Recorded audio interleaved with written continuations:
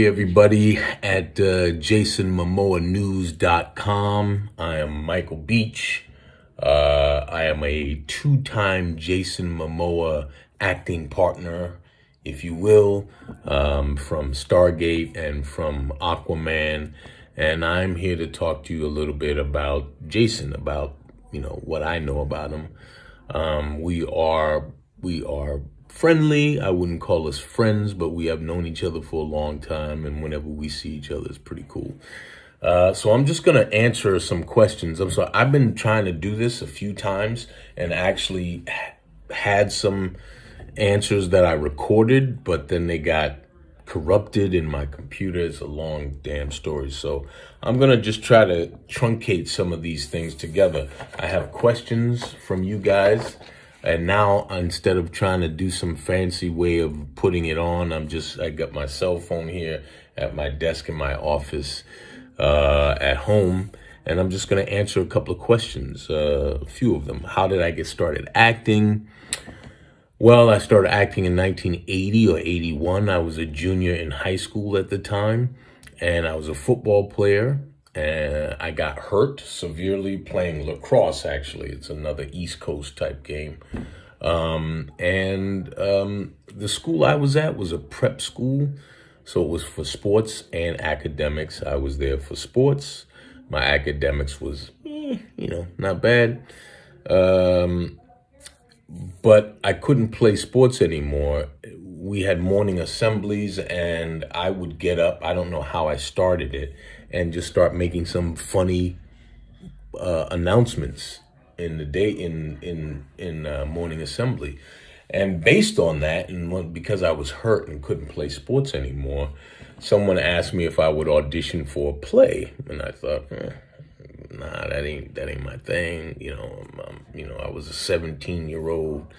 The prep school was in a very nice, affluent neighborhood. I was not from there. I was from an inner city kid from Roxbury in Boston. But eventually I decided to do it because I really didn't have much else to do because I couldn't play sports anymore. And it turned out to be amazing. I really loved the rehearsal process and everything. And that's when I decided within 6 months to start auditioning for theater schools. So I ended up going to theater school in New York. You might hear my family in the background. Sorry about that. Sorry about this light, the sun that's beaming. Let's see if I move over here. Maybe it won't be so bad, or maybe it's worse. I don't know. Let's keep moving things and seeing what happens. Okay. All right, so tell us about my character on Stargate. When I first met Jason, I don't know, it was 15 or so years ago. They shot up in Vancouver, Canada, where I shoot a lot of things. My character's name was Colonel Abe Ellis, and he was the commander of the captain of a vessel, spaceship. And he was tough, very stringent, clear, clean, crisp. I had a lot of fun. I remember the most exciting thing for me was beaming up, because I was a big Star Trek fan and I'd never done that. And of course, you don't really do anything. You just stand there and, they tell you when you're supposed to have arrived, and then you can move, as if you just beamed in. And then, of course, they just take a picture of, the background with nobody there so they can slowly beam you in. It's kind of cool. And I know, it's silly, but it was one of the reasons I watched that episode, because I was psyched to see myself beam in, because I don't normally watch the things that I do. And when I first met Jason, how was it? Well, we didn't really have much to do on Stargate Atlantis together.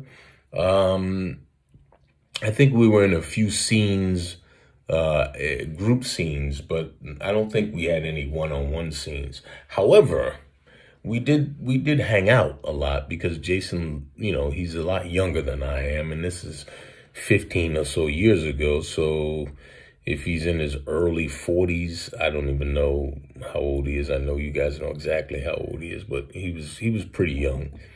And we would hang out. We would get some food every time I would come up, because I did about 7 or 8 episodes. Pretty much every time I came up, we hung out after 8. You know, he likes to drink, you know, no secret. So he would drink, and, you know, he's loud and big and, you know, very handsome, tall. You know, I don't know how tall he is really, maybe 6'6" or something. But he had, his hair was totally different. He had the I don't know what you would call them. I don't know if they were dreads or locks, but he had a lot of it, and he wasn't so beefy. He wasn't so, you know, what's the character? Aquaman out. You know?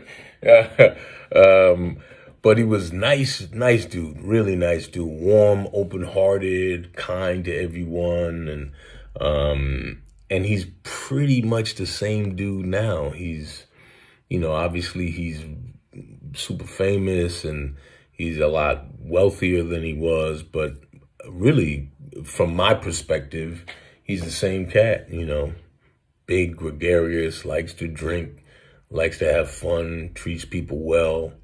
You know, takes his work seriously, so that's always cool to see. So yeah, it was nice. The question, was it nice reconnecting with him? And it was, yeah, it was great to see him, and all the stuff that's happened for him and everything. So no, he hasn't changed, you know. I got attached to Aquaman from James Wan, who I did Insidious 2 with, and actually auditioned for the movie he had, was it The Conjuring, and got offered the job, but I was doing something else too, so I had to choose the other thing. And I got pissed because I really liked The Conjuring, and I liked the thing. I liked the character. But then they called me back to come and read for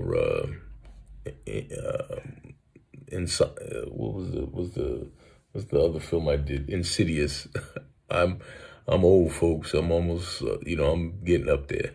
But Insidious 2 was a good time. I just had that one long big scene. And then the same thing for Aquaman. From what I understand is I auditioned for it. He heard that I had auditioned for it, and before he even looked at the tape, he said, let's use Mike. You know, let's just give him the role. I don't know if that's true or not. I didn't even ask him, but that's what I hear, and I'm gonna stay with that story. I heard that from casting people, I think. So I'm gonna stick with that story, and you know, that he just heard that I auditioned, and that was enough. Let me just look at the other questions. Hold on, I'm gonna be right back so that I can not have this thing too long.